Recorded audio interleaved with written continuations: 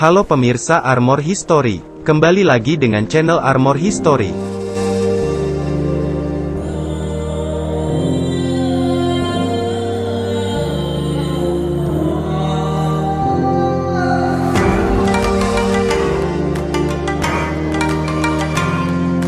Walaupun sudah banyak catatan dalam sejarah yang membahas pesawat satu ini, tetapi perbincangan mengenai Sukhoi Su-27 seperti tidak ada habisnya. Sukhoi Su-27 atau dalam kode NATO disebut sebagai flanker ini, ialah pesawat tempur yang awalnya dibangun pada era Uni Soviet dan dirancang oleh Biro Desain Sukhoi. Pesawat ini pada awalnya dimaksudkan untuk menjadi pesaing utama pesawat generasi terbaru Amerika Serikat, seperti F-14 Tomcat, F-15 Eagle, F-16 Fighting Falcon, dan FA-18 Hornet.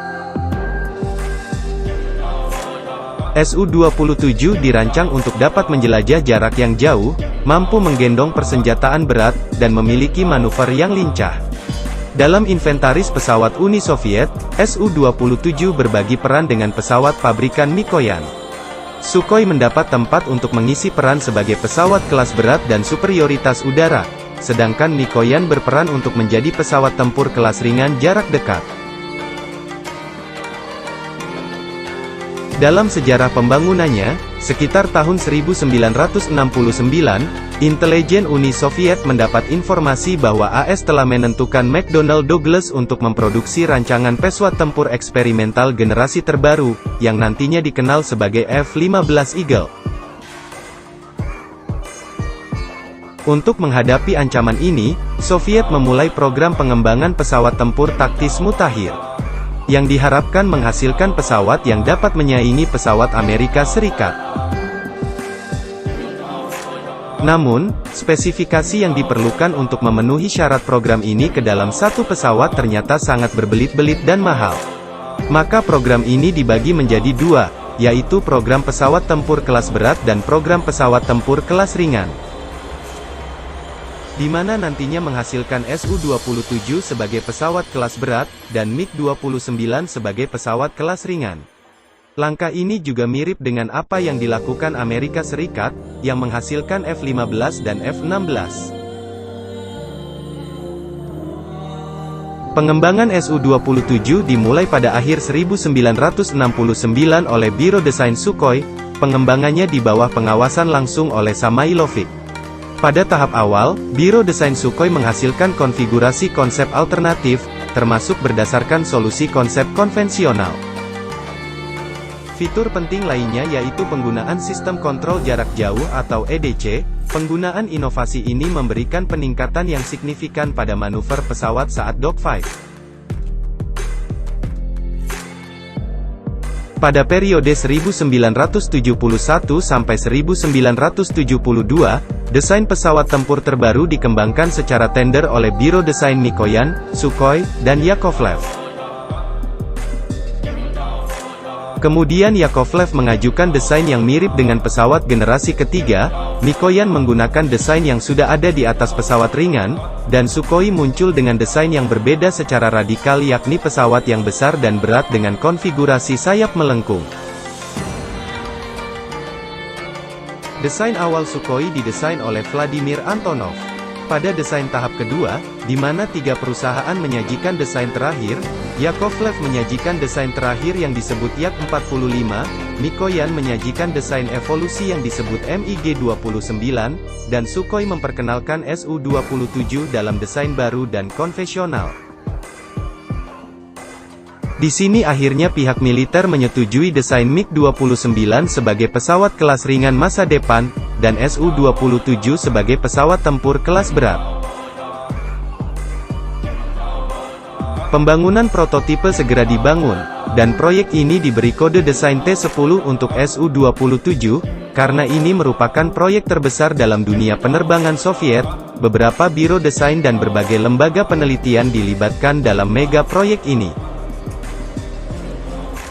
Pembangunan skala penuh pertama, yang disebut sebagai T-11 membuat semua pihak terkesan dengan desain yang ramping dan anggun. Dan para insinyur Soviet mengupayakan segala cara untuk memastikan bahwa Su-27 lebih baik dari F-15, kemudian diserahkan ke Angkatan Udara Soviet untuk program uji coba pada bulan Februari 1972. Setelah dilakukan uji terbang, Angkatan Udara Soviet merasa kurang puas dengan desain T-10, atas saran dari pihak Angkatan Udara. Pada periode 1972 sampai 1973, Biro Desain Sukhoi melakukan desain ulang untuk dapat memenuhi syarat yang ditetapkan Angkatan Udara Soviet. Setelah 6 tahun dari awal pengembangan, pada tahun 1977 pesawat ini untuk pertama kalinya melakukan penerbangan. Oleh NATO, desain T-10 ini diberi kode Flanker A. Saat sudah hampir masuk lini produksi, Biro Desain Sukhoi melakukan modifikasi secara ekstensif untuk memperbaiki segala kekurangannya. Nettles mesin dibuat lebih ramping, akar sayap dikombinasikan dengan pesawat untuk membuat satu permukaan angkat besar, desain landing gear berubah, dan sirip ekor kembar ditempatkan lebih maju untuk meningkatkan karakteristik aerodinamis. Posisi airbag dialihkan di belakang kokpit, roda depan ditempatkan lebih dekat ke intake mesin udara. Namun salah satu modifikasi yang perbedaan dalam pertempuran adalah meningkatan jumlah cantelan rudal, yang semula 8 menjadi 10.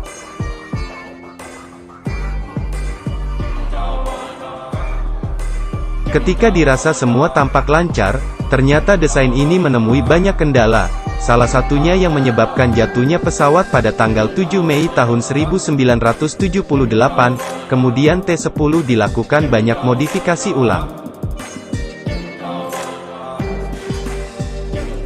Pada bulan Mei tahun 1978, program pengujian diperluas untuk prototipe kedua.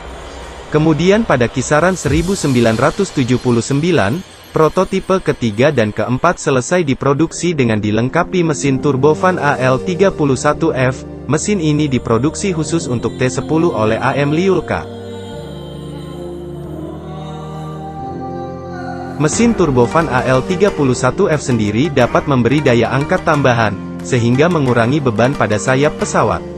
Arus penuntun yang dapat digerakkan pada saluran udara juga memungkinkan pesawat untuk dapat mencapai kecepatan lebih dari 2 Mach, dan membantu menjaga arus udara mesin pada sudut alfa yang tinggi. Pada bulan Desember tahun 1979, Su-27 diterima Angkatan Udara untuk lakukan pengujian. Tetapi hasilnya masih kurang memuaskan, akhirnya modifikasi dikerjakan kembali. Setelah melakukan beberapa modifikasi desain, akhirnya menghasilkan desain yang diberi kode T-10S, yang terbang pertama kali pada tanggal 20 April tahun 1981. Tetapi lagi-lagi pesawat mengalami masalah, dan jatuh pada tanggal 23 Desember tahun 1981. Setelah melakukan penyelidikan dan melakukan banyak koreksi, akhirnya T-10S selesai dimodifikasi secara keseluruhan, dan pada 1984 secara resmi pesawat ini diberi nama Su-27, oleh NATO. Pesawat ini diberi kode Flanker B dan baru masuk layanan secara penuh pada tahun 1986, karena terhambat oleh masalah produksi.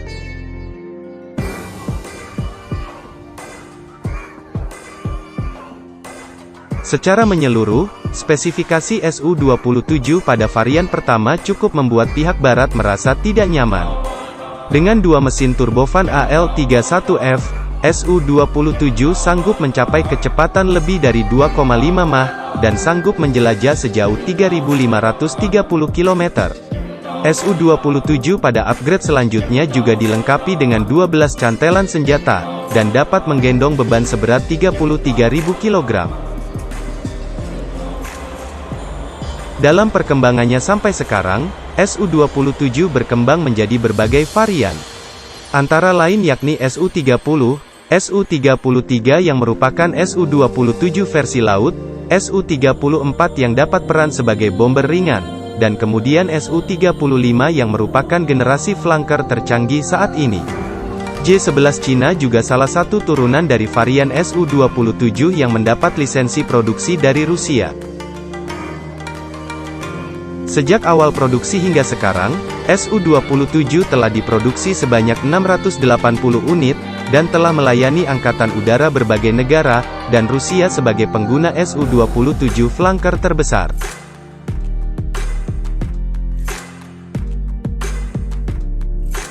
Bagaimana tentang ini? Silakan para analis militer abal-abal saling adu bacot di kolom komentar. Dan jangan lupa untuk subscribe channel Armor History agar dapat info menarik seputar dunia militer.